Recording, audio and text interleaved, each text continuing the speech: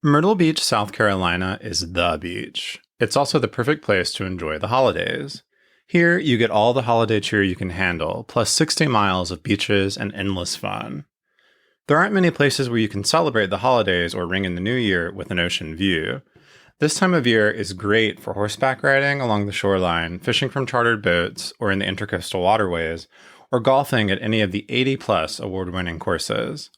So take a holiday from the average holiday season at the beach. Plan your getaway to Myrtle Beach, South Carolina at visitmyrtlebeach.com.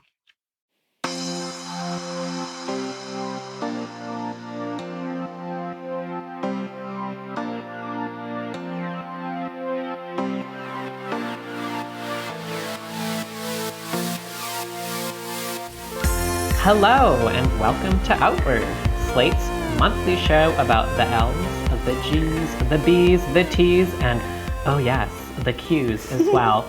I'm Jules Gill-Peterson, America's favorite female Grinch impersonator. I'm Christina Cauterucci, a senior writer at Slate. And I'm Bryan Lowder, and I edit things at Slate. Well, it's December, and that means, I guess, that the year 2022 is almost over? Oh, okay. What a great showing. I'm sorry, I thought it was 2020 still, but whatever. In a tribute to a year that was certainly a mixed bag for us queers, we've got two segments that sort of have a lot of food for thought. So one of them reflects on a really painful impact of anti-LGBTQ violence this year, and the other digs into some new possibilities for trans storytelling and filmmaking. So first, we'll talk through our very complicated feelings about one of the responses to the shooting at Club Q in Colorado Springs last month, which is the kind of question of whether we should be organizing in self-defense or how, or whether we should maybe even be arming ourselves for protection. Christina, Bryan, and I will bring a few interesting examples and even some historical precedents to unpack together. And then, hey, have you heard, listeners? I'm in a movie. Ooh. Okay, sorry. That's the really selfish version of it. Let me try that again. A new hybrid documentary film, Framing Agnes, is premiering in New York, LA, and select cities in North America. The film explores the never-before-seen stories of trans people whose case files from the University of California, Los Angeles in the 1950s were unearthed by filmmaker Chase Joynt and brought to life by a star-studded cast. One of those stars, the ultra-talented Jen Richards, is joining us to talk about the film, in which I, to come clean, am your humble narrator. We'll also have our usual prides and provocations and updates to the gay agenda. But first, we have something to share from our Thoughts and Queries inbox. We received a really heartfelt voice memo from Quigley, who felt the impact of the New York Times article on puberty blockers we discussed last month quite intensely, in part because they've had to deal with osteoporosis for real. But actually because they were forced by their parents and an endocrinologist to take birth control as a teenager to try and make them more gender conforming and basically cis, which was exactly the opposite of what they needed at that time in their life. So let's listen to a little bit of what Quigley had to share with us. At this endocrinologist, I was given a bone scan, and then my parents were told that if I did not consent to taking estrogen-based birth control every day, that I would be on a Zimmer frame at 30, which one is ableist as fuck, and also is not true, because birth control is not a treatment for bone density loss or lack of growth. I was forced against my will to take those pills for 10 years. So our thanks, really. Thank you, Quigley, for sharing that very powerful and personal testimony. Again, I just think really speaking to the fact that there are stories, sitting behind all of the headlines that we hear or that we see landing in our news feeds. There are real lives impacted, and the stories that are actually there are not always the ones that we're being told about in the media. If you have a thought or query for us, please let us know. You can write to us at outwardpodcast@slate.com. But we especially love to hear your gorgeous voices. So you could also send us a voice memo like Quigley if you're so inclined. Yes, we absolutely love to hear your voices. We have yet to have someone send us a singing thought or query, but I'm hoping that sometime before this time next year, we'll get our first one. Perhaps it could be you. On that note, who's proud, who's provoked? Let's share our prides and provocations. Bryan, how are you feeling this month? So, despite not getting an invitation myself, I have to say that I'm proud this month of the slightly chaotic gay who seems to have done the guest list for the Respect for Marriage Act signing at the White House. This happened earlier this month. President Biden signed the RMA, I believe it's being called, and there was a big gathering of various important people there for it, and we saw some coverage in the press about who these people were. Normally this kind of political theater doesn't really interest me very much, but the reports from this made it sound like it was a real mix of different folks from the community. We had the typical sort of power gays like Chad Griffin and Hillary Rosen. There's a really great piece in New York Magazine and The Intelligencer by Sean McCreesh that's the sort of page 6 of who all was there and the after parties and stuff. Apparently the Acela Amtrak train from New York to DC that morning was really popping off. But in addition to those folks, we also had drag performers like Shangela, Britta Filter, and Marty Cummings were in attendance, which, is not insignificant a statement at this moment when drag and, the dangers that it poses to the children have become the right's obsession. But then there were also some middling DJs, actors that you've seen in one episode of American Horror Story. Sam Smith sang a song, as did Cyndi Lauper. And then I just saw people on Instagram who had no apparent reason for being there, taking selfies, except for being gay, I guess, or queer. So I don't know. The whole thing felt like this sort of time warp from 10 years ago somehow, but I don't know. I guess given all the attacks that we're under these days, we should celebrate when we can. And yes, chaotic gay at the White House event department. Put us on the list next time, please. Jules, what's up with you this month? Well, I'm feeling very proud. I think it's a pride we all share. This pride has to do with memes. It has to do with Jennifer Coolidge. It has to do with the unbelievable gay memes that Jennifer Coolidge has gifted us in the season 2 finale of The White Lotus. I don't want to spoil anything. Thank you. I just watched it last night, so I was about to leave the room. All right, well, no spoilers, but let's just say if you want high stakes gay chicanery, if you want Jennifer Coolidge delivering memorable lines that include the gays over and over again, for example, maybe please, these gays, they're trying to murder me. And things like that, well, then you're going to want to tune in and watch this entire season of The White Lotus, which, of course, Mike White is gifting us ass for the ages when it comes to the silver screen, and then just to get what we get from our goddess, from our Lord and Savior Jennifer Coolidge. I mean, I am not the first person to say it, and I will not be the last. But we love. Thank you, darling. You truly did something unique and memorable, and frankly, exactly what I needed. Just the perfect feeling to cap off a really weird year. So grateful for that. Well, I hate to break it to you guys, but I'm provoked again. So I don't know if you guys read this story that I published yesterday. It was really buzzy, I should say. I found through a tipster, thank you to that person, Kirsten Sinema's Facebook Marketplace account. Kirsten Sinema, noted bisexual in the U.S. Senate from Arizona. She's selling all kinds of items, mostly related to triathlon stuff, like racing bikes and cycling gear, and outfits from this brand whose slogan is "Badass is beautiful" and "Do epic shit," and they love putting periods after every word. So here's why I'm provoked, and I'm allowed to bring this in, although it's not specifically LGBT related, because she is, as I've mentioned before, a bi.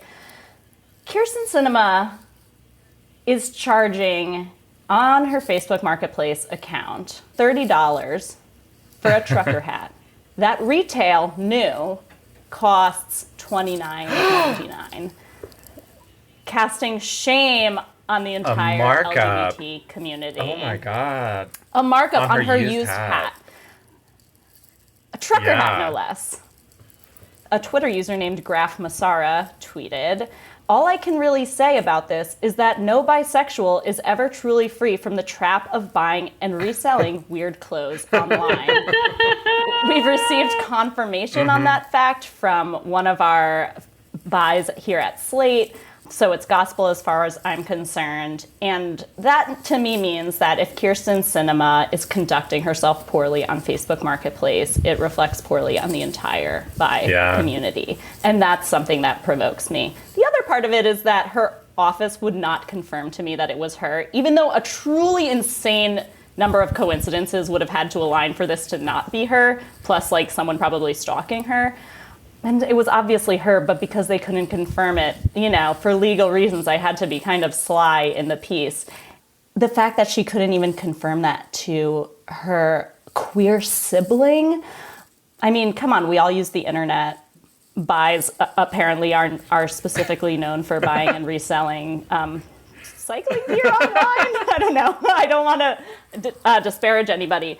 And then, hours after I published the piece, on December 15th, a local reporter from Arizona published a blog post saying, "I have been reporting on Kyrsten Sinema since the mid-2000s when, you know, she was coming up in Arizona politics. And at that time, as kind of a hazard of the job, you had to be following all these people on Facebook because that was where a lot of stuff went down before Facebook became the purview of all of our boomer parents and apparently this Gen X clothing resale senator." But so this reporter, this Arizona reporter said, you know, I clicked on some of these links in Christina Cauterucci's article, and yes, the person selling those things is indeed the same Kyrsten Sinema that I've been following since the mid-2000s and with whom I have, you know, 143 mutual friends. It's actually her. So they have since confirmed it, which is why I can say with no qualifications on this podcast that Kyrsten Sinema is selling her used bikinis on Facebook Marketplace. The whole boondoggle has kind of provoked me as much as it has also delighted me. It has not given me particular pride to be under the same LGBT umbrella as Kyrsten Sinema. Hey everyone, actress, singer, entrepreneur, and my favorite Virgo besides Bryan, Keke Palmer, has a hilarious new podcast, Baby, This is Keke Palmer, on Amazon Music, and you're going to want to check it out. Keke has a lot of burning questions that keep her up at night. For instance, remember Tom from MySpace? Remember that guy with the little smile and that little white t-shirt? What happened to him? Keke is putting friends, family, and some of the hottest experts in the hot seat to ask them the real questions we want to know. Like, is OnlyFans only bad? How has dating changed in the digital age? Where would former child stars be if they weren't actors? These are the questions running through Keke's mind, and she's letting us in on it all. Because on Baby, This is Keke Palmer, no topic is off limits. Listen to Baby, This is Keke Palmer exclusively on Amazon Music. Download the Amazon Music app now. Getting delivery is kind of like having a bad date. It's supposed to be quick, easy, and drama-free, but it never really is. It happens late at night, it's never on time, and it's never as hot as you hope. It usually just leaves you full of regret. Maybe it's time to break up with delivery and try something better. You could be inviting a different chef over to your home every night with Cook Unity. The first chef-to-eater platform, Cook Unity connects a diverse chef collective with food lovers to create an elevated at-home dining experience. Through a weekly subscription, eaters can select from a wide array of fully prepared dishes handcrafted by talented chefs. With quality ingredients and hundreds of fresh, creative meals, you'll never have to resort to swiping again. You might even want to light some candles. Sign up at cookunity.com/breakupwithdelivery and get 50% off on your first week with code OUTWARD. That's cookunity.com/breakupwithdelivery, code OUTWARD.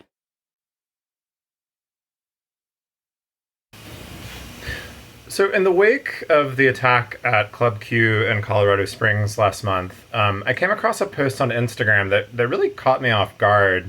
It was from Mary Emily O'Hara, who's a journalist who's currently working in communications at GLAAD. They had posted a video and some photos of themselves doing target practice at a shooting range. And I just want to read their caption. They wrote, "No matter how you feel about guns, it never hurts to have a little tactical training and be prepared for a potential situation. I know a lot of other queers are feeling sketched out about going to gay bars, pride, or even drag brunch because of all the threats. Personally, I want to know that if some douche shows up with a loaded AR-15 and starts pointing it at my friends, I'm at least somewhat qualified to help take him down. We keep us safe." So amid all the, grief and horror that the Club Q murders elicited, a sort of militant queer answer to anti-queer violence was another kind of response. And Mary was really not alone in their conviction that, as they put it, we keep us safe. I noticed people hearkening back to historical movements of gay and trans neighborhood watches and safety patrols like the Butterfly Brigade in San Francisco. I saw a number of other folks advocating getting nightlife workers and patrons armed. And I myself even attended an active shooter de-escalation training. I think these reactions make a certain kind of sense, but they also left me feeling queasy. Are guns and self-defense training and hypervigilance really the only answer to the threats that we and our loved ones are facing? Are queerness and this kind of militancy compatible? I've been thinking about these things for the last couple of weeks, and I just am really grateful that maybe we can talk through it all today, because I think we all feel a bit queasy about this. So maybe as a starting place, I'd love to hear what other sorts of examples of queer militant reaction that y'all saw sort of in the world after Club Q, and how did those kinds of things make you feel? I mean, I think I paid a lot of attention to the let's arm ourselves stuff, in part because I feel like it's a thing that, has been conversation, particularly among some trans women for quite a long time, because we've long experienced really disproportionate violence. But also I'm from Canada, did not grow up around guns. And also my family is originally from India. I grew up hearing stories about, the Indian National Congress and Gandhi's, nonviolent tactics, and was sort of, led very much, into this kind of imagination that politics should always be nonviolent and that resistance to oppression should always be nonviolent. And, it's not as if life isn't very complicated and I haven't thought about those things over the years, but I feel like, when there are such intense, discrete events of violence, it really kind of jogs all of that and sort of brings it up to the surface. And I feel like, many years ago, when I moved to America, I used to be like, oh, this, cultural differences, I'll still never forget, once I think I was landing in Arizona to do something for the weekend, and I was like, let's see who's hot on Tinder. And I put out a broadcast that was other trans girls to the front. And I kept seeing profiles where the first picture was a white trans girl in the desert with an assault rifle, doing target practice, because there's a whole thing there. And I remember being cool, so you're not at the top of my list. I personally am not attracted to that. But all of that feels kind of quaint, when I look at, obviously the context today is a little more immediate and specific. But part of it to me, I feel really caught between them. Is this just a changing problem in American culture, guns and gun violence in general, right? And LGBT people are sort of swept up in how things have changed in the last even 5, 10, 15 years, how laws have changed, the degree of violence where it takes place have changed, or is there something really specific, right, to queer and trans people, or around LGBT public spaces like bars, right? And I'm not sure. And I feel like that's one of the challenges, or one of the ambivalences I'm still really, really feeling, not just after last month, but certainly feeling it anew since last month. I totally relate to that. In fact, after the Club Q shooting, I was kind of asking myself just why I didn't feel the same kind of fear, I guess, that I felt after the Pulse massacre, which actually ended up being a little bit more complicated than it initially seemed in terms of the motive of the shooter. But I think it's just because there are so many mass shootings in the US that to me, it didn't feel particularly more dangerous to go to a gay bar after Club Q than it did to go to the grocery store or a movie theater or a school or a subway or literally anywhere else. Because, you know, although obviously we know LGBTQ people are disproportionately targeted by violence and, you know, especially trans and gender nonconforming people, especially queer and trans people of color, it feels like in terms of mass shootings and not sort of individualized bias-motivated violence, it could be anyone, anywhere. And while there are hate-motivated shootings, there are also plenty of not hate-motivated shootings. So that was a really devastating realization to me that I felt like, oh yeah, you know, this sort of hate crime just sort of blends into the background of a constant feeling of like, well, it might just be a matter of time before me or someone close to me ends up in a space where a shooter shows up. I definitely am of the mindset, and this is just a fact, that like the presence of a gun anywhere makes it more likely that any sort of skirmish or argument turns deadly. Yeah. So I do not support guns as products, and I would never advocate for more arming of people, especially not LGBTQ people, especially non-LGBTQ spaces which are often spaces where like drinking and drug use happens, and especially, you know, if you have a gun in your home, you're more likely to die by suicide by gun. That scares me. Like when I think about what it means to keep us safe, I don't think that guns keep people safe. And that's sort of the bottom line for me. At the same time, I can't blame any individual people for wanting to arm themselves if that makes them feel safe. Because I think, you know, the likelihood that an armed LGBT person is going to take down a mass shooter with that gun successfully are so slim. Yeah. Like even that you'd be in this situation, that you'd be able to do that successfully.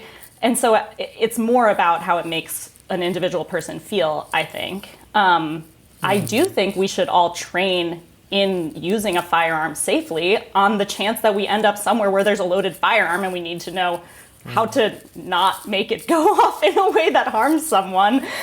You know, in preparation for this episode, I sort of looked into a couple of these different LGBTQ gun groups. And also, you know, some have sort of popped up as general, like, just sort of leftist, like anti-white supremacy armed groups that have gained popularity or started after the Charlottesville Unite the Right March and other sort of resurgent right-wing violent gatherings around the country. And doesn't feel like necessarily a trend because I'm not sure how many people are actually signed up, but it does feel like there's a not insignificant number of people who are finding some sort of comfort and empowerment in the idea of having the same deadly weapon that the people who hate us have.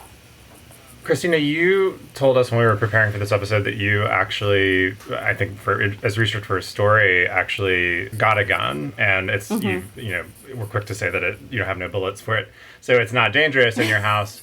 But I wondered, I mean, just going off of what you were just talking about, like, how does that feel? Like what does it feel like to just have that sort of in your, you know, in your proximity to yourself? I don't know. Yeah, this was part of the idea for the story, and, you know, stay tuned, listeners, because it might happen in some form still, but it was a couple years ago. The idea for the story was very much, you know, person who is completely opposed to guns gets one and tries to sort of figure out what the big deal is and, you know, gets trained and all that. And my experience was very interesting. So first off, in my gun, like, permit class, I was the only white person. Everyone else was black, the other students and the teacher. And that really changed the way people talked about why they wanted a gun. And even the teacher, you know, he was using NRA like slides because they make a lot of gun education materials. But he was very quick to say, like, I don't support their politics. And also talking about self-defense in racialized terms, which, again, it's the kind of thing where I'm like, you know, if if this is what makes people feel safe and this is how they believe they can keep themselves safe, I can't blame anybody for feeling that way. But so that was a sort of a surprising community for me to be a part of in terms of my gun training and the way I like received the gun information that everybody who wants a gun permit in Maryland, which is where I got certified, has to go through. And then I also went shooting with a like leftist vegan who's an internet celebrity for rescuing neonatal cats. She's like a small femme cis woman with like long blonde hair and a lot of tattoos. She's very striking and beautiful. And when we went to this gun range, and she has a gun for self-protection and has, you know, personal reasons for doing that and feeling like she needs that protection. So we went shooting at the NRA range in Virginia, and a man started hitting on her. And it really felt like, not that it was necessarily harassment, but it was... It felt like this is not really a safe place for anybody to say like yes or no to a come on.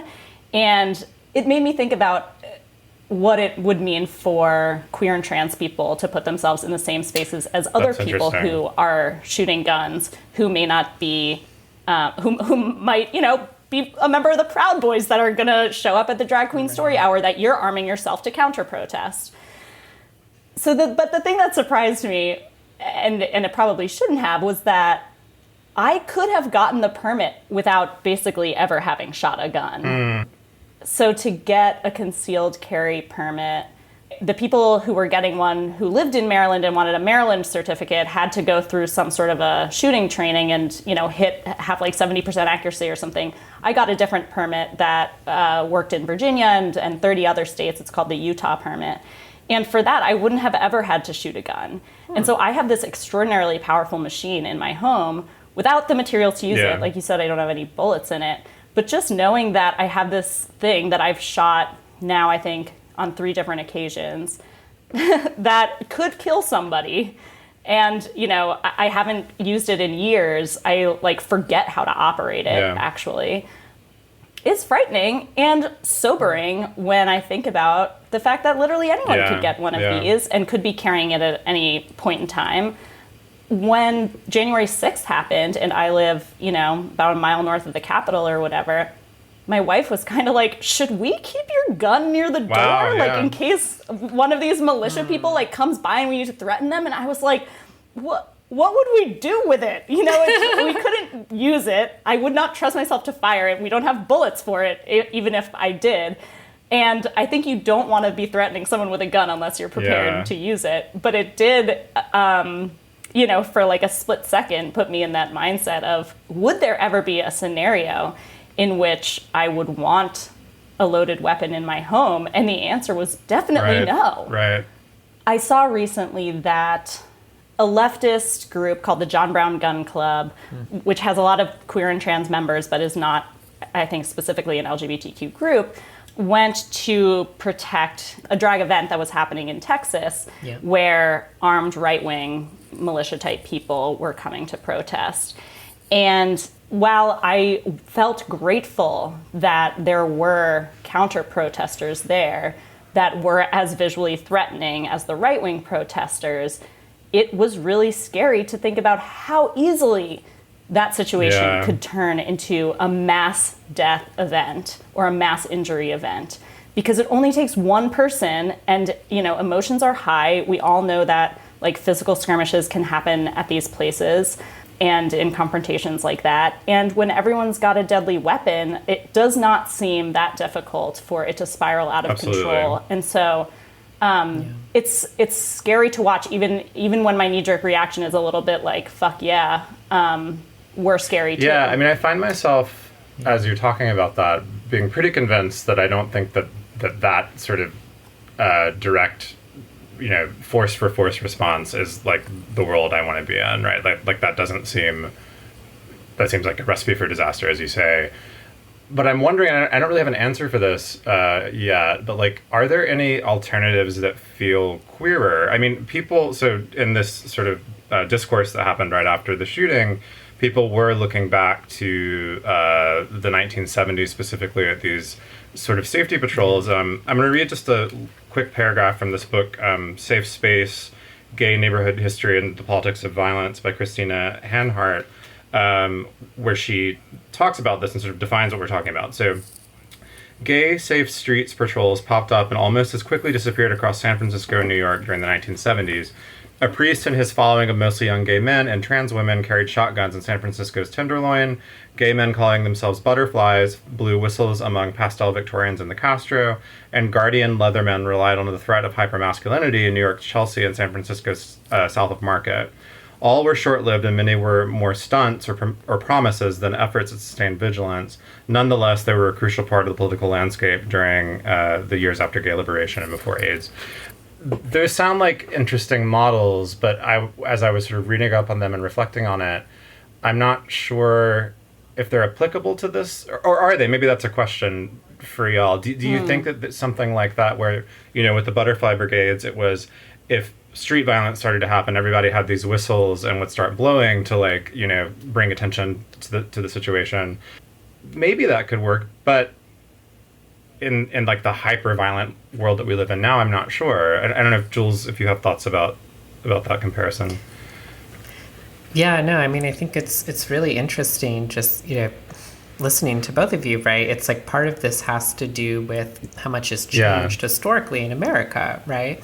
Because self-defense is like self-defense against what? Against who, right? In what context? And I mean, it's really interesting because on the one hand, things feel a lot more violent because of guns, right? But, speaking historically, empirically, right, by all available measures and data, I mean, the 1960s and 70s were much more violent on the whole in the aggregate than anything, since the 90s. I mean, we just don't live in particularly violent times, at least if that's your reference point, right? 60s and 70s. But the context was so different because there hadn't been the kinds of legal decisions, right, around what the Second Amendment means. There hadn't yet been kind of reaction to Black militants arming themselves, particularly in California, things that like Governor Reagan passed, legislation that he signed into law, in response to Black Panthers. But also just like, I mean, I think about this all the time. For one thing, if we go back to Stonewall, right? Okay, a riot, but famously no one died at Stonewall. Well, one of the reasons is that self-defense at the time is all about the police. The police are the most dangerous public omnipresent force for queer and trans people, and it hits harder, right, if you're, poor or unhoused or gender nonconforming or a person of color, right? But the resistance to the police at Stonewall was quite violent. Like, I remember at a 50th anniversary event I attended in New York, I listened to Stonewall veterans talk about chasing NYPD up the streets of the village and picking up trash can lids and beating the shit out of them, not killing them, but beating them up to disarm them. But one of the reasons they could do that is because those cops didn't have guns, right? But also then, by the same token, they didn't have guns. They were at a bar, right? And they weren't going to have guns. Otherwise, it was never really a part of gay liberation, never really floated the idea of armed revolution. Sorry, just to clarify, police didn't carry guns back then? No, not routinely, not beat cops. No, they would have had nightsticks, right? So that's things the police were very violent. They beat gay people and trans people, specifically gender nonconforming people, a lot, right? And I mean, this is, I think, the really challenging part of it is a lot of those safety brigades and organizing responses that happened in the 70s. I've spent a lot of time looking at one trans lib organization in Miami, and one of their biggest hot button issues is the police violence, that police would pick up, trans women, in Miami, in South Beach especially, who are just out and about. Some of them might be doing sex work, but some of them might just be hanging out or walking down the street, coming home from a bar. And violence was incredibly widespread. And a lot of it, though, is institutionally embedded. So it's the police taking you back to the station and then sexually assaulting you or raping you before releasing you, right? That is one of the number one issues this trans organization I've been researching is trying to deal with, right? But the cops aren't using guns, right? And so the idea of meeting that force, you can't meet it with symmetrical force because they want to reduce sexual violence, they would never, it just right. doesn't make any sense, right? So they have to come up with all sorts of ways to obviously petition, right? Try and get policies changed, try and get it covered in the news, try and drum up public support, try and name and shame particular officers or precincts. But they also call on like they like, this is a network that's like plugged into the, into Latino and Caribbean communities. They hold like ceremonies and, like have curses put on police officers. Wow, yeah. There's a famous example from Los Angeles in the 70s where gay lib people went to a police station after a gay man and a trans woman had been murdered by the cops, and they tried to collectively levitate the police station off the ground and make it disappear, right? And it's like, okay, well, obviously it didn't work, but like I kind of understand the dilemma there, because they're living in a time period where gun violence just doesn't work the way or on the scale that it does today, but the everyday quality of lived violence is actually quite high. And the kind of idea of like, how do we keep ourselves safe? I think this conversation has to do with changing definitions of safety, right? And like, I think that 70s moment is also so much about how, the sort of urban segregation of working class, LGBTQ people, queer and trans people in the bar scene in seedier, quote unquote, seedier neighborhoods like the Tenderloin, right? Or like, different parts of New York City or whatever, just means that like people looking to exploit people, or like the idea of being at risk of interpersonal violence just like in everyday life is sort of the omnipresent issue alongside the police, and that no one cares what happens there, right? And so it's sort of this kind of like, we have to take care of ourselves because our whole lives are in an underground, but things are so different today, right? It's like we still gather and go to bars and we still have our own spaces, and there is still class and racial segregation, obviously to an extreme extent, but there's this different sense of the public and the shared world, right? Where on the one hand, queer and trans people have made a series of claims on being a part of the common world, the public, the nation, whatever, right? And so the violence has a different register, not just because it's gun violence and it's so spectacular, but also because it's seen as a symbolic attack on a huge like swath of a community that stretches across the country and maybe has support everywhere, versus like this era when it was like, well, no one looks out for us in the Tenderloin. The police won't even investigate the girls if they get murdered while they're working. So we have to take care of ourselves, right? And I just think, again, it's like, I don't know, when we really dig into those differences, like they actually feel incredibly pronounced. And I don't know. I mean, I certainly feel like it's not obvious to me what lesson to take away from any of that.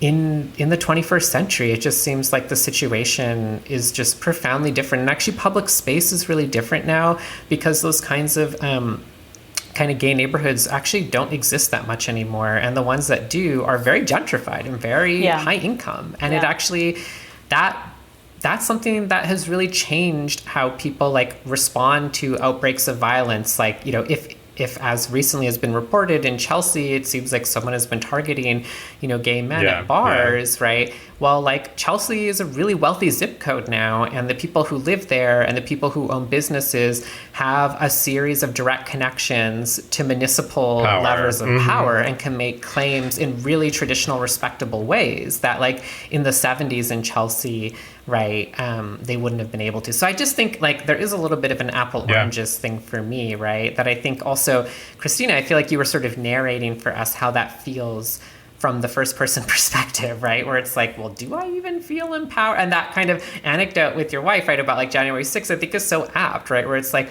what would we even do? And also like, what is that threat? How does that threat even make sense? Like, will it come to our front door, even though it's very close by, right? We just live in a really different time and space. It's hard to know.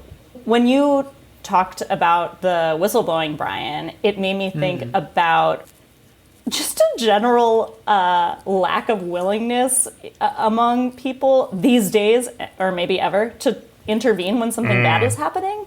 Even if they know something bad is happening. Two things happened recently that made me less sure that anybody would intervene, even in a non-mass shooting situation, in just a person-on-person, like gay bashing scenario. One was I got groped on the street in broad daylight at a bus stop and was yelling at the person who did it and sort of like kicked him, and he kind of stumbled away. No one and everyone reacted. else just stood there.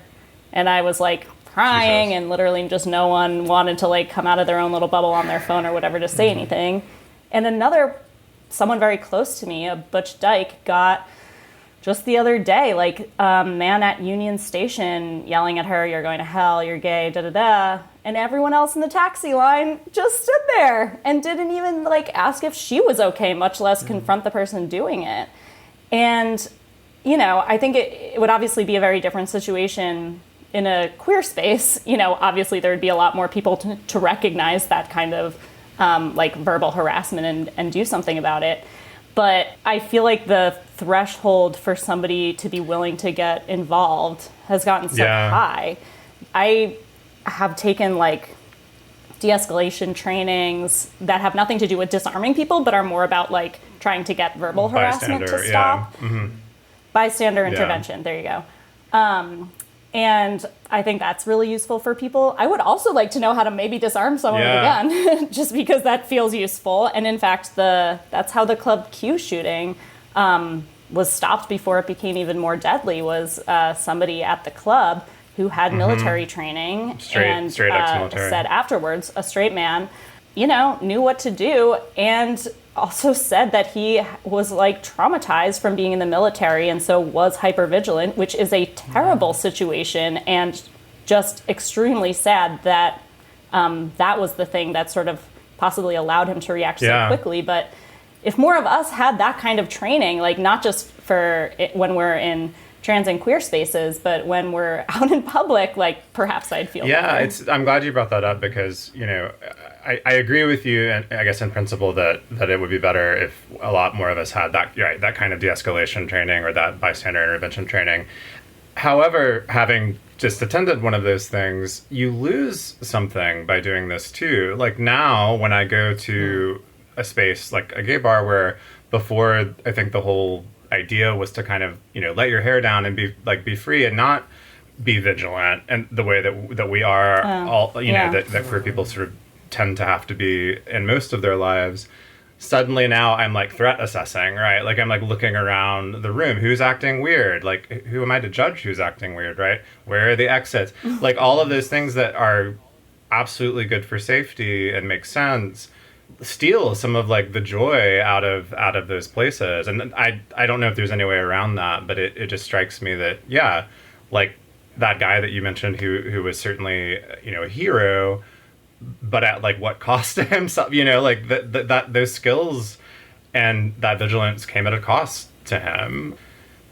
I don't know. It makes me sad to think that the only way to protect ourselves and our queer family is to kind of give up. Maybe it's giving up naivete. I don't know. Maybe I'm thinking about it the wrong way, but you know what I mean? It's like that you lose something when you become trained in this way, and I don't know what to do with that.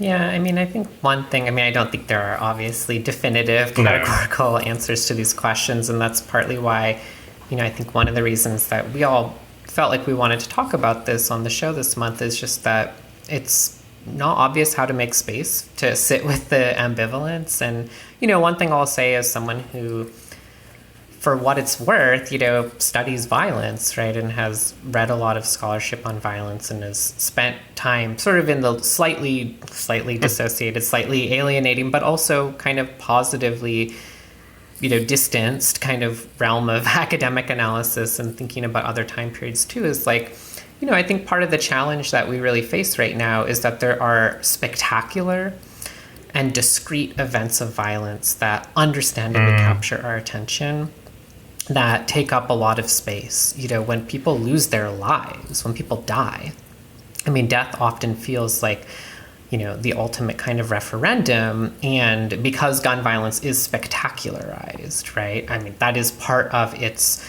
sort of, you know, performance, so to speak. That's a bit of a perverse use of that word, but like because of that, of course, it gathers attention, and it feels, or it, in the way that it's so alarming, right? It asks this sort of question, like, is this the allegory for something, right? Are we at the beginning of some sort of more widespread violence? But also, I think often then we become so fastened to the like life or death questions, right? Part of the challenge, and I think part of what maybe, you know, talking about the 60s and the 70s also reminds us, is that there are other scales of suffering.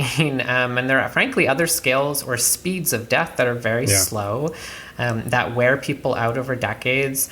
There is all sorts of premature death that queer and trans people statistically in the aggregate experience because we have to deal with so much shit in the world. We don't live as long. We are more likely to be ill. We don't have access to the same healthcare and resources, right? We have to live in different parts of town, and those are compounded by race and class in such intense ways.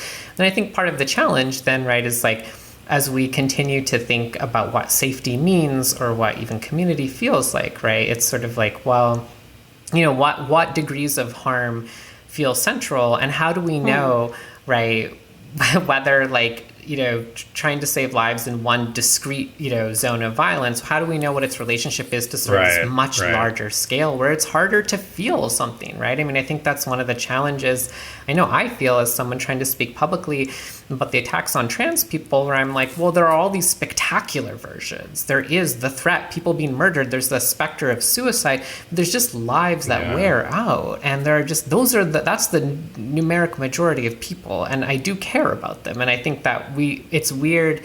It's frustrating to me that we just don't have very much vocabulary for talking about that. I think in part because we're so hung up on how hard it is to talk about these really intense forms of violence. And, you know, I don't say that as if that's offering a prescription to do something. You know, I think it's just really complicated. And I think that that's part of the dizzying moment that we're living in, where there's so much rising tide of discrete violence, but it's also on the backs of so much misery in this country, right? And like, that's hard to quantify. That's much harder to digest, right? Unfortunately, right? Like, the nervous system can turn on that vigilance, and you can feel that rush of cortisol and understand and imagine also from like growing up on TV and movies what it would be like to be in a highly violent, short-lived situation, like a shooting, right? But it's much harder to sit with and just be like, what does it mean that on the whole queer and trans people are suffering in X, Y, you know, Z ways, you know, right now? I think that's a lot harder to kind of wrap our head around. And I just feel like that's part of the riddle to me, that this legacy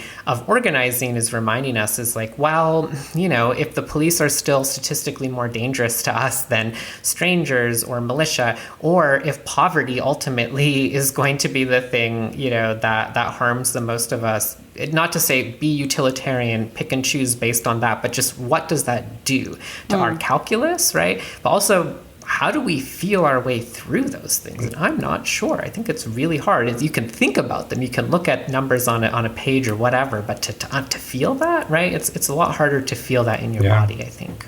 Yeah, I really appreciate that reframing.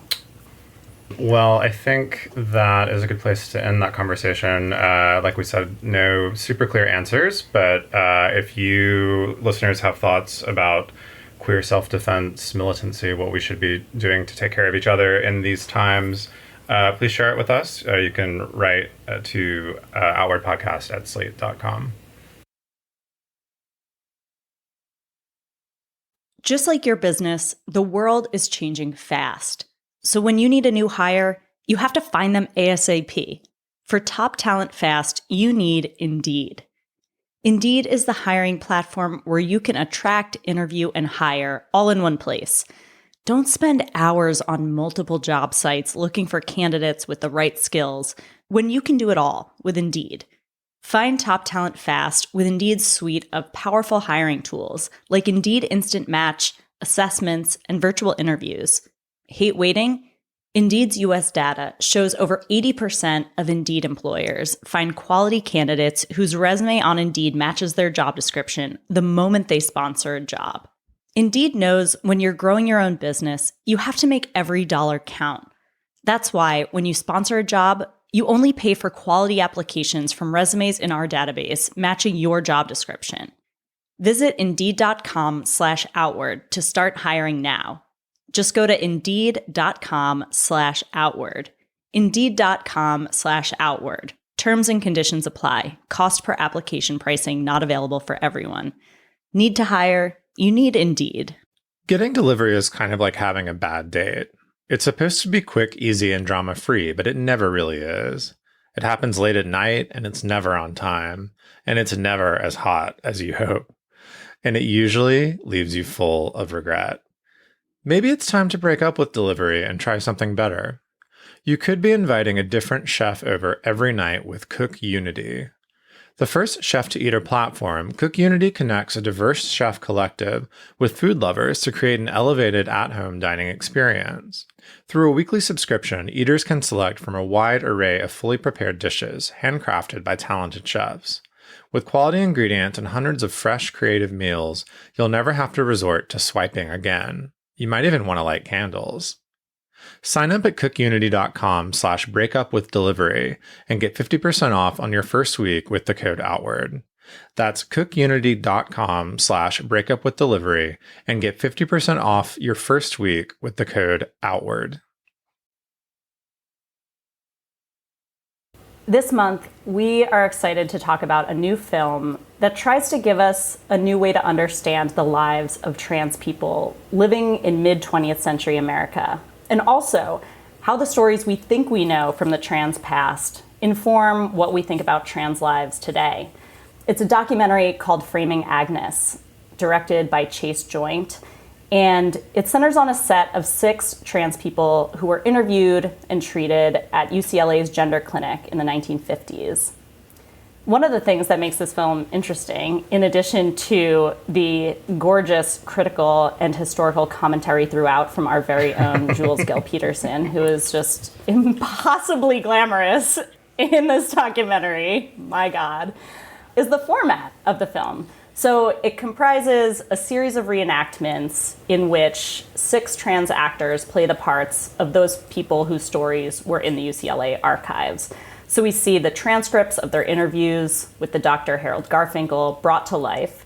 And those scenes are interspersed with interviews with the actors themselves as themselves, reflecting on the people they're embodying, how their own lives resonate with those people from the past, and on how all trans stories, even contemporary ones, get packaged and told and remembered by people who have the power to do those things. We're so excited to be joined by Jen Richards, who portrays the trans woman Barbara in the film. You might have also seen Jen in Tales of the City or Mrs. Fletcher, both fabulous shows that we've discussed on Slate podcasts. Jen, it's such a pleasure. Welcome to Outward. Thank you so much for having me. Can you start by giving us an introduction to Barbara and how you sort of brought yourself into her life and her world? Barbara was a discovery of Chase and the rest of his research partners. I've been following Chase's work with Agnes and with this archive for a long time, and he was so excited when he made this discovery of these additional subjects of these interviews and this research at UCLA. And he came to me with Barbara. Part of the genius of what Chase did in terms of the casting of the additional trans participants is to kind of sync up some of the issues that come out through their interviews with the real life work of those of us who are doing these parts.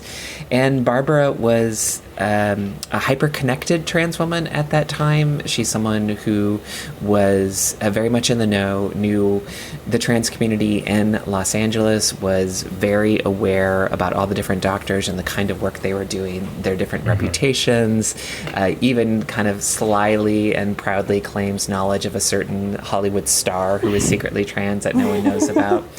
And my work in the trans community originally started kind of on the activism and advocacy side of things, and I had done a lot of work that was geared towards bringing trans people together and creating community amongst trans people before I'd segued into doing on-camera performance work.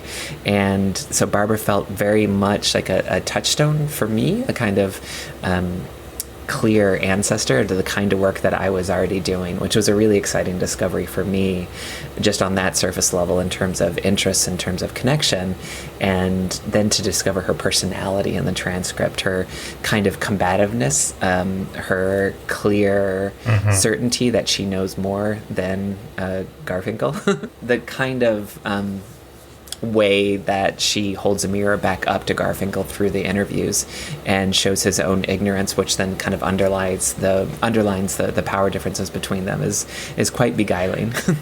Oh, yeah, totally. I felt like, and you kind of mentioned this in the film, that Barbara's confidence and self-possession really comes through in the transcript. And you have to imagine that being in a situation like having an interview with a doctor who holds all manner of power over the person being interviewed, like that couldn't have been an incredibly comfortable or easy situation to be in for Barbara. And yet it almost seems like she knows that he's the one who's getting the privileged treatment here, you know? Yeah, exactly. She has the confidence of someone who doesn't need him.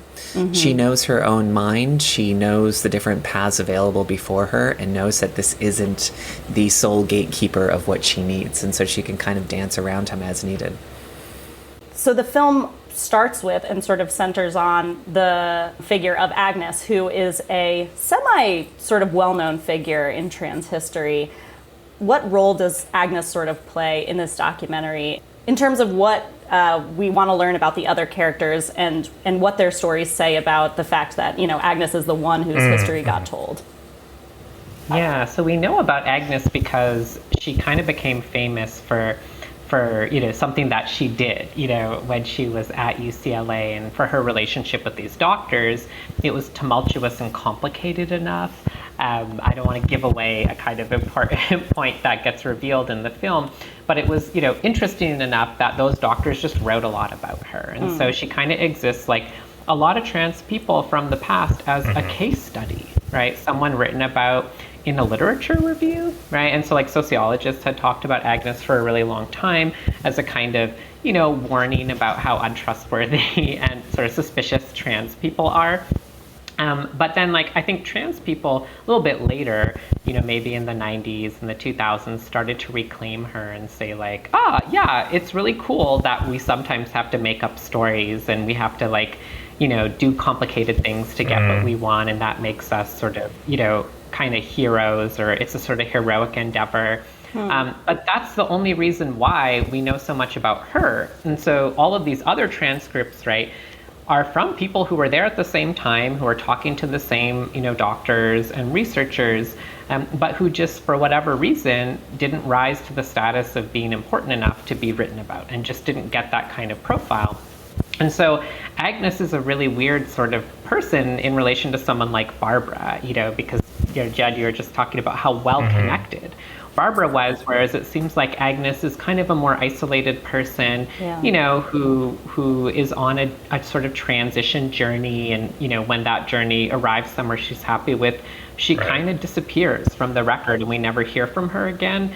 And sure, we never hear from Barbara again either, but like Barbara just lets on so much about her life. And I think we really see that kind of difference dramatized, you know, in the way that Zachary Drucker brings Agnes to life versus sort of the way that you bring Barbara to life. And I think something just happens, right? When it's like we just don't have to pin all of the 1950s on Agnes's shoulders anymore. It doesn't all have to be this one, you know, trans woman from the 50s who like is doing a lot, right? But I just think like, I don't know. I mean, it's in the film, we meet Agnes first and then Barbara's actually the next person we meet. And there's something so interesting to me about that, because the way it's like, you know, those two people are never technically, you know, diegetically in the room at the same time, but they're going through the same thing. And sometimes we cut between them. And it's just like a whole different atmosphere, a whole different vibe, to use 2022 language.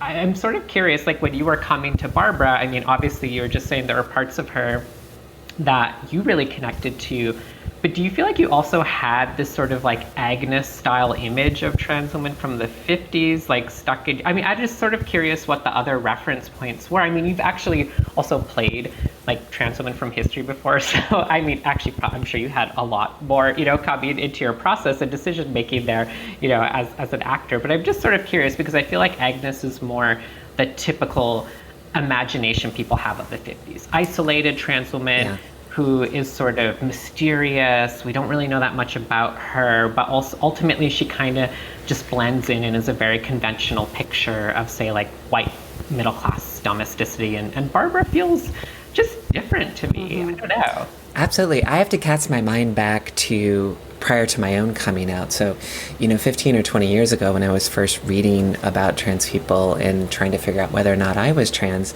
I did have this very kind of narrow sense of what it meant to be trans.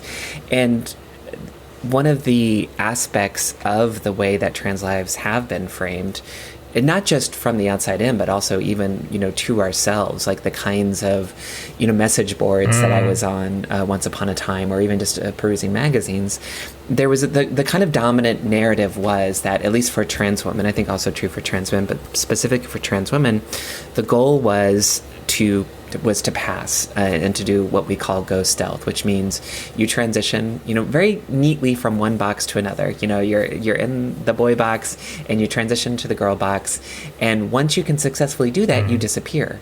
There's no sense that there was an ongoing community, that there was any kind of sense of a debt to community, of a sense of service or what you owed, or like a historical legacy that you are a part of. It's just it was almost like this medical condition that is kind of tragic that you have it. You try and get it fixed, and then you just assimilate in life. And what that means is, for every generation of successful trans people, there's a disappearance. There's a disappearance from archives, from public records. There's a disappearance of what was learned in the course of that person's transition, of the kind of community that they had, the kind of support that they had to go through that, what skills and talents they gained, and then also the way, like the other things that person was capable of doing and what they did in the world. There might have been very successful, trans politicians and actors and lawyers and doctors that we simply don't know about. There's this continual erasure, both from the outside and from within the community. And I remember when I finally decided to transition, when I finally accepted the fact that I was trans, it felt very much like a death sentence at the time. It was this thing, like, I remember reading several times on different kinds of blogs at the time that only transition if your only other option is suicide. Like that was the way that it was seen. Like, don't do this unless you're at the point where it's death or transition, because your life is going to be so much worse after transition. And you kind of had to accept that you're going to lead this like sad, lonely life where you were constantly having to lie to everybody about who you were and hide this aspect of yourself and your past. And instead, I found quite the opposite when I came out. And some of this is a result of, the sudden prominence of social media. Some of it's just an accident of the kind of friend groups that I found in my own personality. But I immediately found so much community and became so invested in growing that community and making that community more visible that I was shocked at how many trans people were around and how happy their lives were for the most part. I was like, how come no one ever talks about this part, about how things are so much better? Your relationships are richer. You feel more authentic, more yourself, more free, and you're also freed from this kind of crippling anxiety that I had carried throughout my life. And I wanted to talk more about that. So Agnes was very much my sense of what it meant to be trans prior to actually transitioning. And then Barbara is very much my sense of what it means to be trans after transitioning. And I love that we get both of those. And the question I have for you, Jules, because I'm really intrigued, is why is it that Agnes was elevated to that position within literature and academia? How come it's that we had this view of Agnes of being definitive of what a trans experience was versus Barbara, someone who was confident and in loving relationships and in a very widespread and robust community of trans people? Why did we get Agnes and not Barbara? Wow, that's such a good question. I mean, I think you kind of just answered it for us, though, because I'm not sure that dilemma has ended, right? Like, I think you were just telling us a little bit about it again, from your own experience, and I can certainly relate to versions of that, too, where it's like, Agnes was a good story for the doctors, for conventionality. She was a better story for kind of 1950s America, right? Because in that sense, it's like she's trying to be quote unquote normal in the way other people perceive her. Doesn't matter what she really thought and wanted. The point is how other people see her. And so her failure or success at that, either way, that doesn't really rock the boat, right? Either she succeeds and disappears, right? And then we can be like, we did a good job, right? We helped someone be a better woman. And then presumably she went on to be a housewife, right?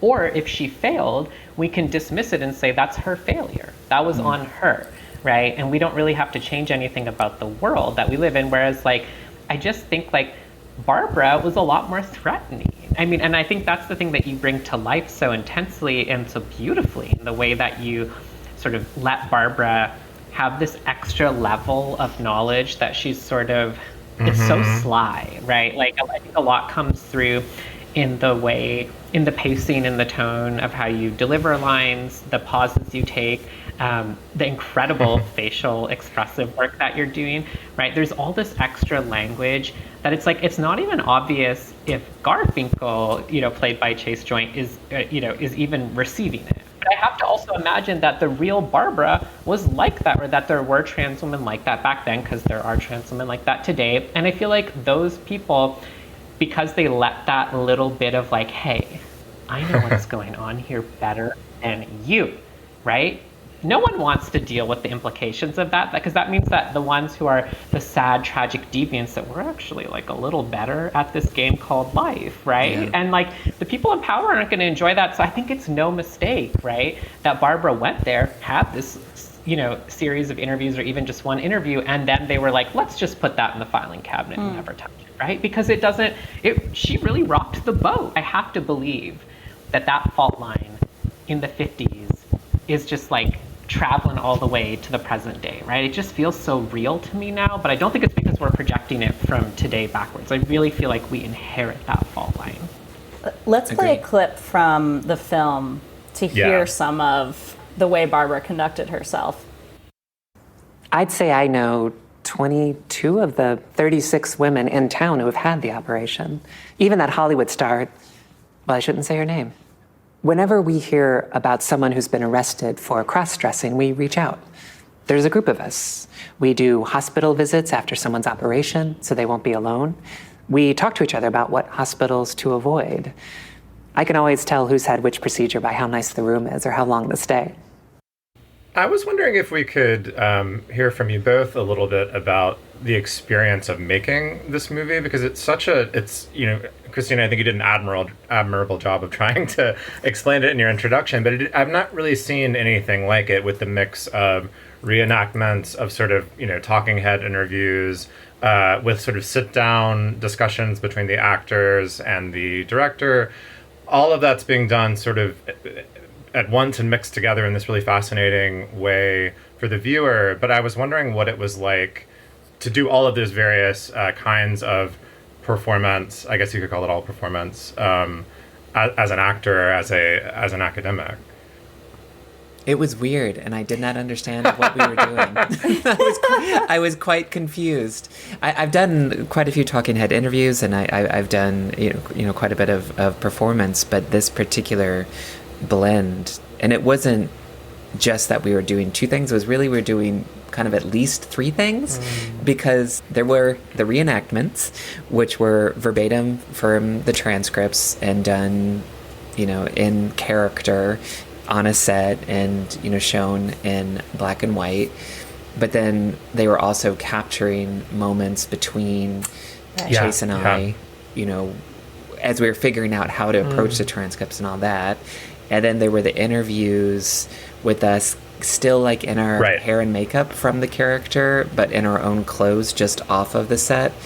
Then there was the kind of reenactments of our lives. So for my scenes, it was at a hair salon that I worked at. And so I was doing that. And then interviews with me totally as myself, like dressed hair and makeup as myself in that space. So there were at least like 4 or 5 different things that were happening. And I had absolutely no idea how this was going to turn out. I never understood, like, how is this going to work as a movie? It really didn't make sense. And also, when we shot the short version of it and did these interviews, Jules wasn't involved yet. And it didn't totally work. Like, I always felt like something was missing. And it was when I saw the final form with Jules that it was such a revelation of like, oh, that's the piece that was missing. That's what threads this all together. So I confess, I never really understood what we were doing until I saw it. You commit to each little piece of it. Like, okay, I'm here and it look like this and I'm talking about these things and I'll make that work. But there was a little meta part of my brain that's just like, how is this going to come together as a movie and create a pleasurable viewing experience that I could not conceive until I saw it. Was there anything about that sort of smorgasbord of performance that changed the way you felt about Barbara and her story's resonance with your own life? It certainly underscored the similarities. That's always the case. One part of the nature of any kind of performance, if you give it any kind of real attention and effort, is that ultimately it spills over, because the kind of key to making a good performance is finding those resonances in yourself, and then you just kind of carry that through your mind for the whole period that you're doing it.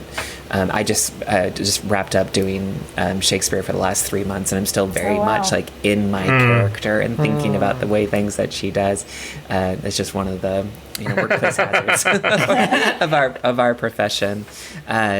So for me, the big thing, and I think I might have even mentioned this in the film, is that Barbara's confidence and kind of conviction were really intriguing to me and seemed foreign to me at the time.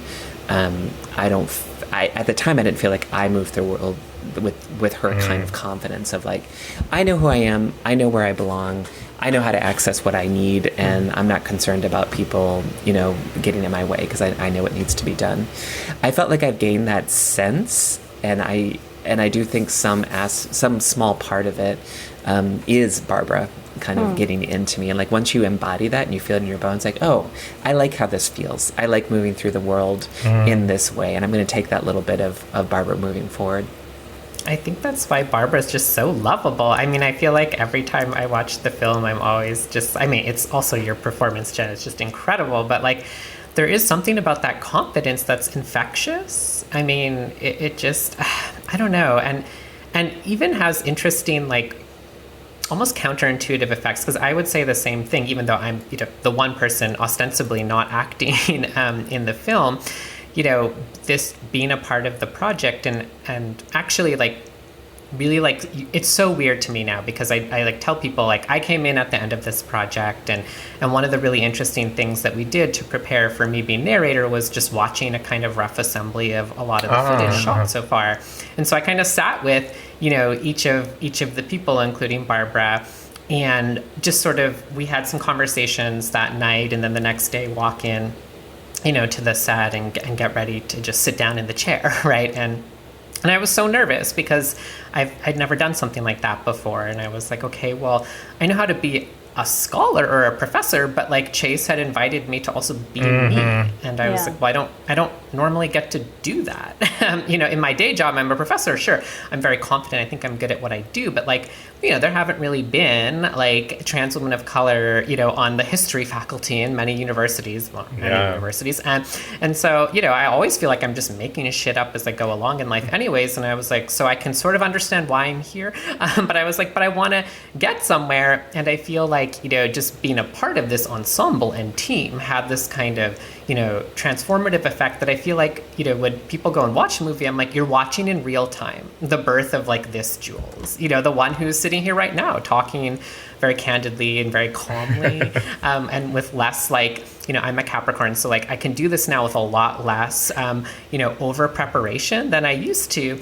And so like there's a kind of confidence for me that's about vulnerability, because I maybe, had the kind of plucky, well, I'll show you that I know everything kind of thing going for me my whole life, but not this sort of slow down, sit in it and see how it feels, see what else you want to communicate. And I just think there's something really interesting, because I love what you were saying, Jen, that like, it's not like, oh, this could only happen in acting trans parts. Clearly, it's just like part of acting brings up all of these questions about the relationship of the self to performance and how you kind of get infected by ideas or moments or feelings. But on the other hand, I just feel like because of the history of trans representation, that kind of, coming together as a team to be able to both be kind of exceptional and performance driven and also pull back for moments of vulnerability that are sort of less produced, like that feels, I don't know, that continues to kind of dazzle me. And I just want like more of that in the world for everyone all the time. I feel like it's just like, it's a good in itself, and it feels nice to just be part of something that's kind of pushing that agenda out into the world. One of the things that the panoply of different formats this film takes did for me was really underscore, and obviously this is one of the themes of the film, how our understanding of other people's experiences are always mediated through something. And so in the case of these interviews, even though they're trans people speaking their lives in their own words, they're being prompted by a cis person, a cis white man who's a doctor, who's a, university or faculty member. So it's not exactly like an unvarnished depiction of someone's life. Even if we were reading their diaries, it wouldn't be, right? Right. And when the actors in the film and you, Jules, and Chase are talking about their own understanding of trans stories and how they came to their own identities, people talked about, talk shows, seeing sort of trans and gender nonconforming people on talk shows. Jen, you mentioned message boards. It feels like both back then and today, our understanding of what it means to be any person in the world, but also a trans person in the world, is always coming through some sort of middle space that can distort it. I wonder if you could speak to how, what you think the film can teach us about that, and also what sort of stands out to you as that middle space today when we're trying to understand trans lives. Jules really extended my thinking about this issue of how we encounter others because of the way that she talks, particularly about Georgia, who's a Black trans woman played by Angelica Ross. And Jules kind of anticipates what the audience feels and then complicates it at each step of the way. So Georgia comes on, and as a Black trans woman, she has a unique set of issues, and you can really feel her kind of often rage, often a little bit of grief and frustration, but also her strength and resilience. And it creates all kinds of loaded feelings for me in particular as an audience member, as a trans person, but I suspect anyone watching it. And then Jules immediately takes that and then turns the mirror around and makes you as the audience ask why you feel that way about Georgia, and whether that actually says anything about Georgia, and if instead it really just says something about you. And it's part of what I think is so great about this movie is I don't think I would have asked myself those kinds of questions, particularly in a documentary with really compelling subjects. I'm just kind of swept along and interested in their narratives, and I do feel this kind of instinctual human, I wish things had been easier for her, or I wish she could have had this, or I'm so inspired. And then Jules just kind of complicates all that, and then all of a sudden I feel unsettled, and I suddenly look at everyone on screen in a different kind of way of I'm just projecting all of my own feelings on that, and there's all these other questions that I'm not asking. Jules raises this really incredible question in the film about whether or not the people who were erased from this narrative might have benefited from that erasure, from not being as Such visible. And it's damn, I never thought of that. It never would occur to me to think about that. The value of invisibility. The value of invisibility and the ways in which our encounters with the past and with other trans people are so deeply mediated by these different kinds of formats, whether it's a talk show or message boards.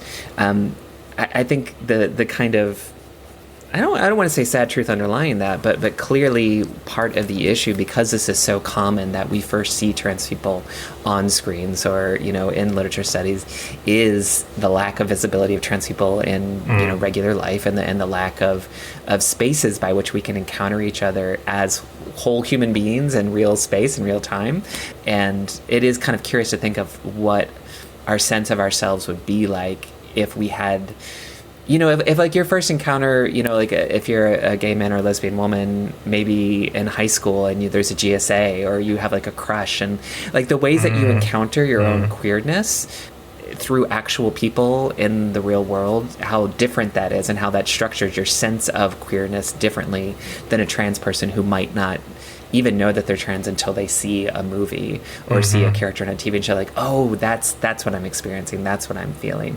And when all of those depictions have been made by cis people and are often, rent through with disgust or hostility or mockery, what that does for our own self-image, it's really powerful.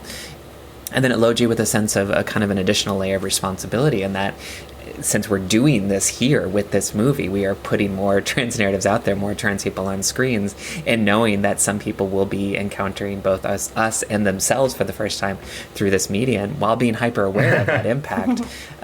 It's kind of dizzying. Yeah.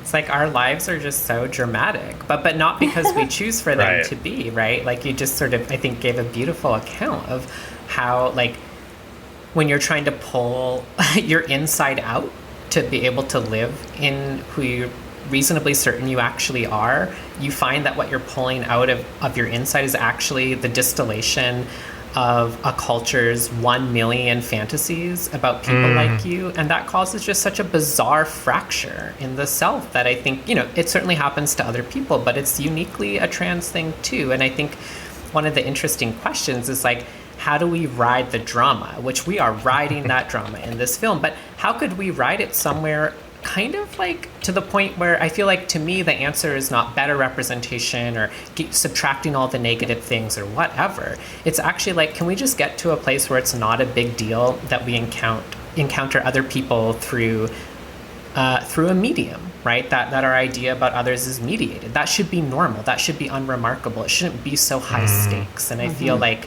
again, I just feel like I'm just projecting everything I want to be true onto Barbara and saying she did it for us. But I feel like, Jed, you just again, Barbara's slyness, I feel like it's just this quiet testimony to like, oh no, I know how it really could be. It's not a big deal to me. I'm very happy and self-satisfied. And even if she, was sort of performing that in the moment, or you were emphasizing that in your performance, it's so powerful to just sit with that as a kind of manifesto for like, things not being a big deal, for us to accept the limitations of the way we move through the world as interesting but not devastating problems, and for those problems not to be pinned on the backs of trans people to validate everybody else's bullshit about their gender, because like gender is full of bullshit. That's cool. Like, let's just, let's chill. Things get really interesting when we relax a little bit.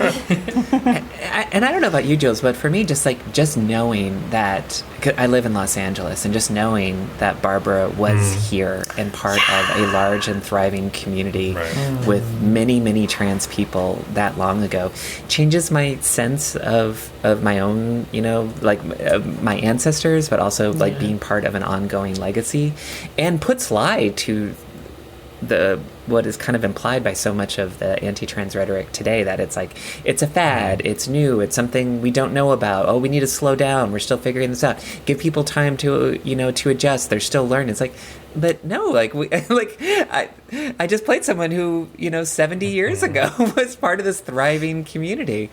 So I just did a mostly trans and non-binary production of Shakespeare's As You Like It. I played the part of Celia. The two female leads in As You Like It are Rosalind and Celia, and they were both played by trans women in this production. And as part of my research, and I've always been a big Shakespeare buff, but I found out that there were these two, boy, and I'm doing that with scare quotes, actors who joined, Shakespeare's troupe in the late 1590s, and their names are lost to history, but these two boy actors were apparently so good at playing adult women on stage that Shakespeare created first Beatrice and Hero in Much Ado About Nothing, and then the two female leads in Henry V, and then Portia and Calpurnia and Julius Caesar, then Rosalind and Celia in As You Like It, and then Gertrude and Ophelia in Hamlet, all in a row. These classic pairs, these female heroines. Shakespeare had never written such complicated women with such rich and interesting lives, and female characters hadn't been given so much to do on stage if it were not for these two quote-unquote boy actors. And of course they were trans women.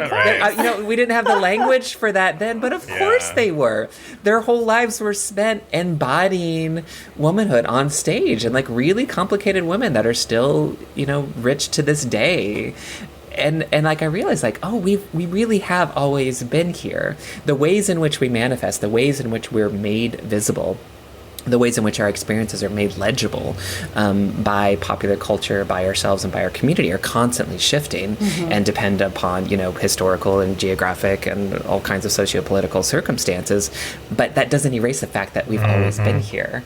And to suddenly discover and have that realization about, for me, for Shakespeare's time, and then also for Barbara, in my own community in Los Angeles, it gives me a sense of security and a connection of just a sense of belonging that stretches across both time and space in a way that I found incredibly empowering. Yeah. Well, unfortunately, that's all the time we have, but what a beautiful way to end our conversation. Jen, thank you so much for joining us. Truly my pleasure. Well, Framing Agnes, it debuted at Sundance this year. It's now in limited release. There's potentially a wider release in the works, so stay tuned, utilize your Google device, and definitely go see it. All right, that's about it for this month. But before we go, as always, one last time though, for 2022, we've got your monthly updates to the gay agenda. Christina, do you want to kick us off? Yeah, so the holidays are approaching. And I don't know about you guys, but I have been taking out my credit card, buying a lot of stuff online for my loved ones. And I wanted to recommend 2 queer spots on the interweb to buy gay shit. You might not be able to get these things in time for Christmas or whatever, just based on when this episode airs, but it's never the wrong time to buy gay shit on the internet. So I want to shout out The Little Gay Shop. It's thelittlegayshop.com. There's incredible books there, zines, art. I found socks with the word butts on them. Just really anything gay, and also a lot of queer stuff that you wouldn't be able to find in any sort of mainstream online gift marketplace. It's very cute. The other one I want to recommend is a place I'd actually been in person, but they have an online shop too. It's called Adam's Nest in P-Town. And I got a set of note cards there, like sort of blank inside note cards, which I actually think is a great gift for people because it's always nice to have like really stylish and beautiful note cards around for the unexpected occasion you might need to write a card to someone for. And they have not just note cards, but a lot of other like fun collaborations with artists. Apropos of this episode, they have shirts that say "Shoot loads, not guns." Part of the sales of which goes to Gays Against Guns.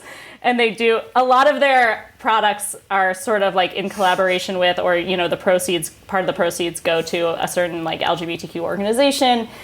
It's just a really fun collection of gay stuff. And, you know, if you're going to be a consumer of goods, you might as well consume a shirt that says "Shoot loads, not guns."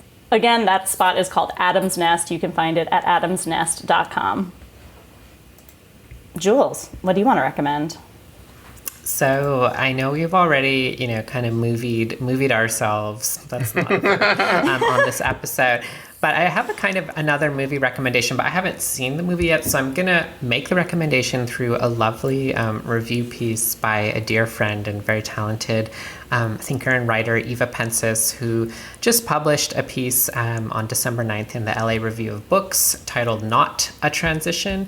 It's a piece about a new film by the filmmaker Andrea Palaro titled Monica. This is this wonderful new film starring Trace Lysette, the wonderful, talented, incomparable Trace Lysette. And it's a really interesting film that, you know, Pensis writes about as being a kind of trans film that really pushes, again, the question of, like, what is a trans film? It's not a film about transition. It's a film about, you know, someone needing to go home to be with, you know, an ill or, you know, alien mother, and brings up a lot of really interesting kind of, you know, questions around trans life without sort of doing it in a kind of didactic, sort of overly, you know, tell me kind of way. And I think makes it, you know, seem like a bit more of a beautiful kind of mundane meditation. Anyways, I really encourage folks to maybe, you know, go and read Eva's piece and sort of, you know, let that be your portal to thinking about going to see the film. But I just, you know, to me, it's like, of course, holidays, I want to catch up on movies while I'm taking a little break, but also just sort of, you know, really shouting out to this moment where there is now, I just think, a wider swath of stories that are being told that are like, I guess, trans stories, but in the sense that what a trans story is has changed a lot. And I think it's actually sometimes those successes can be kind of quiet because they don't come at you with that sort of sensational story like we were talking about earlier. So it looks like a gorgeous movie. I mean, I just think Trace Lysette is just like a treasure, and Ava wrote really beautifully about it. So highly recommend catching that piece at the LARB and then going to see Monica in a theater near you. Bryan, what have you got for us? I have got a cocktail for you. I'm calling it the Cuddle Puddle. You invented it? Well, You invented so it? it's based, I'm going to give half credit. It's based on another cocktail called the Semester Abroad that I discovered by the mixologist Anders Ericsson, but I have adapted it. Wow, I didn't realize that cocktails had bylines. You know, there's only like 4 real cocktails in the world. It's like they're all variations on the Yeah. thing. So, but anyway, to be totally forthcoming, I did started with his recipe, but changed it quite a bit. So it's called the Cuddle Puddle. I call it that because it's really this soft, warm blanket that you can sort of wrap yourself in. Maybe it helps you muffle a little of the stress that comes from this time of year. It's cozy, it's boozy, it's calming. It has sort of a ginger orange spice thing happening. So if you're into that, that's what it is. And I'll give you the recipe quickly. It is 2 ounces of rye, 1 ounce ginger liqueur, a half ounce of Fernet Branca or like a similar sort of spicy Amaro like that, and then just a dash of orange bitters. And you're going to stir it a long time over ice, strain that into your cocktail glass, and then if you want, you can garnish it with an orange peel.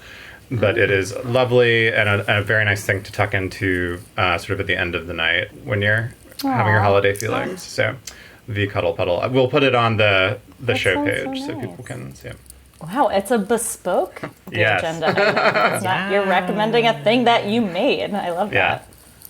And I also want to say, I'm just this, I know taste is a little subjective, but I feel like you've constructed a cocktail that is both gay and lesbian, and therefore, dare I say, bisexual in some other third thing, right? Like, beautiful. You're giving all the notes. So this is really a drink for everyone, except, of course, folks who don't get to Indeed. Yes. Thank you. I didn't set out with such high hopes, but I'm pleased. Well, that is the end of the show and the end of 2022. As always, if you have feedback or topic ideas, you can send them to us at outwardpodcast@slate.com or reach out to us on Facebook or Twitter, I guess, maybe if that still exists, at Slate Outward. June Thomas is our producer and the top monarch of our own little butterfly brigade. If you like Outward, and you know you do, please subscribe if you haven't already. Tell your friends about it. Rate and review the show so that others can find it and enjoy it with you. We will be back in your feeds on January 18th. Until then, happy holidays, everyone. And here's to making the next year the queerest one it can be.